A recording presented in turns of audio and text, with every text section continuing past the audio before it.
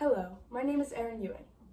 This semester, in my Media and Society course, I worked on a project to analyze the media's coverage of climate change and its effects on the global food supply. As I was looking up articles about this topic, I was on the lookout for any evidence of fake or misleading news. When I first started this project, I did not know very much about misinformation or media bias, except for the fact that it is very prevalent in the media today. I didn't know how to detect any misinformation, and because of that, I avoided the news altogether. I did know that social media plays a huge role in mass spreading misinformation, and because of that, I was cautious of social media as well. After taking this course, I discovered that misinformation exists in many different forms, and that it can be very easy to detect if you know what to look for. To detect bias in the media, it is very important to be able to distinguish between what is news, what is analysis, and what is opinion.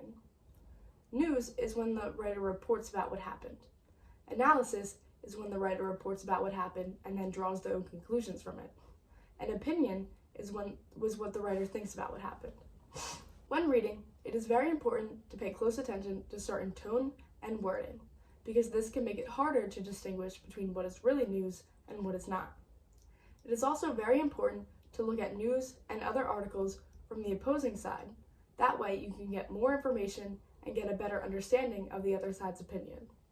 And from this, you can make a better informed decision. Misinformation, on the other hand, comes in 5 different types, which are false context, fabricated content, manipulated content, imposter content, and satire. When trying to determine these certain types of misinformation, it is very important to stop and ask yourself if what you're reading or seeing is really true. One of the easiest ways to do this is by fact-checking and going to other news sources to see if they confirm or deny it. It is also very important to look at the credibility of the author, source, or website that you are using. And when you're reading about highly controversial or political topics, it is a good idea to proceed with more caution and expect certain bias in the articles or content. From taking this course, I now understand how misinformation can be so dangerous in society. One of the reasons it is very dangerous is because it can cause people to make big misinformed decisions, like voting or political affiliation. It is also dangerous because it can make it very hard for people to discern between what is fact and fiction, and people may give up on the news altogether. It can also cause people to fall down the rabbit hole of conspiracy theories. Some of the recent notable events that have been a result of misinformation are the January 6th insurrection and the pro-war propaganda in Russia.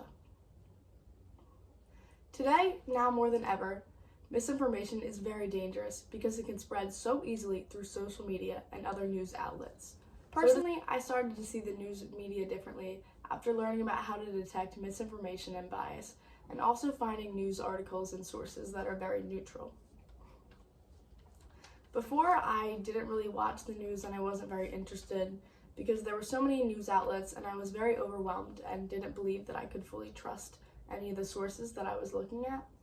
But now I'm very confident in my ability to pull out the real information from all of the bias. So now I feel much more confident navigating the news, and I also know that I have unbiased sources that I can turn to if I need them. As I bring this project to a close, I've come to see that my role as a media consumer is to be able to discern between fact and fiction, and also be able to detect bias so that I can make the best possible informed decisions. My role as a media producer is to post and promote content that is fact-based and supports any of the issues or causes that I care about. And finally, my role as a media citizen is to be very well informed about certain topics that relate to the common good of society.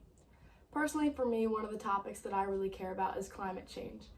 And so I try and stay very well informed on this topic and also promote it through social media. And through the media, I express my beliefs and opinions in hopes that others will join the cause, or at least encourage them to become a media citizen for their own issues that they care about. Thank you for checking out my website. Let's work together to defeat misinformation.